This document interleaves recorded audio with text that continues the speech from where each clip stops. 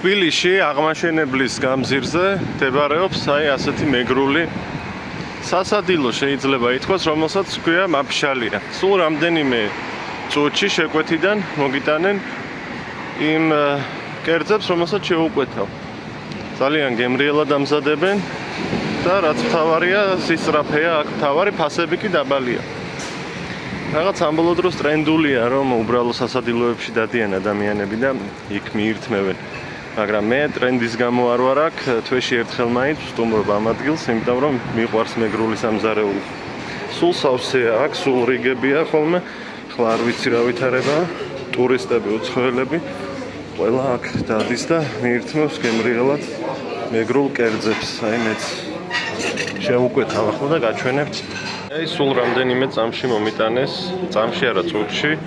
ეს არის ღომი ფუჩხოლიათი, ლობიო და წვენი მარწყვის. როგორც ჩანს, მარწყვის მურაბისგან არის დამზადებული და ბლენდერებულია და აქვს ძალიან მაგარი გემო. არის კარგი მომსახურება, თავაზიანი პერსონალია, რაც მთავარია და ფასებს რაც შეეხება, ეს მთელი შეკვეთა დაახლოებით იქნება 15 ლარის, მეტი არის. ზუსტი აღმოჩნდი, 16 ლარის აღმოჩნდა, გადავიხადე ახლა ამ ადგილს შეგახსენებთ, ქვია მაფშალია, რეკლამას არ ვაკეთებ ნამდვილად. ყოველ შემთხვევაში რეკლამა გამოდის, მაგრამ არ მიხდიან ამ რეკლამაში. მაფშალია მეგრულად ნიშნავს ბულბულს, გალობელ ფრინველს. აი ასეთია უკვე ზაფხულის თბილისი.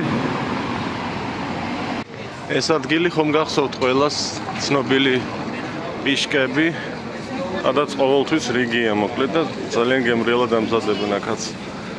და ფასებია, მისაღები, ამიტომ არის აქ ამდენი ადამიანი ყოველთვის. ალბათ მილიონი წელია ეს ადგილი არსებობს. მეტროდან რამდენიმე წუთის სავალზე. რაც მინდოდა მეთქვა ის არის, რომ აი სულ უცხოელებს ხვდები ყველგან, უმეტესობაში უცხოელები არიან უკვე გარეთ რომ გაივლი. ტურისტი რა თქმა უნდა კარგია და მისასალმებელია, მაგრამ აი ამდენი უცხოელი ცოტა ზედმეტია უკვე. ქართველი უფრო ნაკლებია ვიდრე უცხოელი. ვიმეორებ იმ ადამიანებზე ვსაუბრობ, ვინც აქ რჩებიან და ჩამოდიან და არა ტურისტებზე. ტურისტებს მივესალმები რა თქმა უნდა.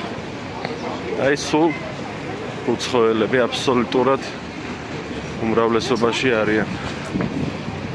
ქართული რესტორანი თითქმის პრაქტიკულად აღარ არის, ერთი იყო მაჭახელა აქვე და ისიც მე მგონი აღარ არსებობს. სულ თურქული და არაბული სამზარეულოა აქ. და ეს არის ძალიან სამწუხარო.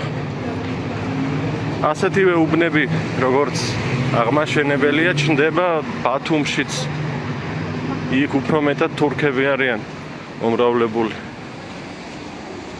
აი ცოტა ხნის წინ რომ სასადილოში ვიყავი, იქაც უამრავი უცხოელი იყო, როგორც გითხარით, მაგრამ ასე ვთქვათ, ინდოეთიდან და ბანგლადეშიდან და პაკისტანიდან ან არაბეთიდან არა, უფრო რუსები, უკრაინელები, ბელორუსიდან ჩამოსულები ჭარბობდნენ. რატომღაც მოსწონთ ეს ადგილი და ძალიან ხშირად დადიან იქ.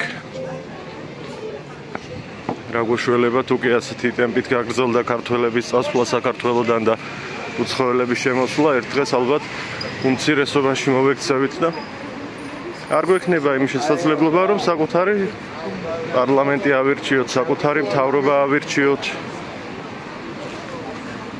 იმიტომ რომ სხვა ქვეყნის მოქალაქეებს ექნებათ უმრავლესობა და ისინი აირჩევენ სასურველ კანდიდატებს. რაც სხვათა შორის, როგორც მე ვიცი, ბულგარეთში ამის პრეცედენტი არსებობდა.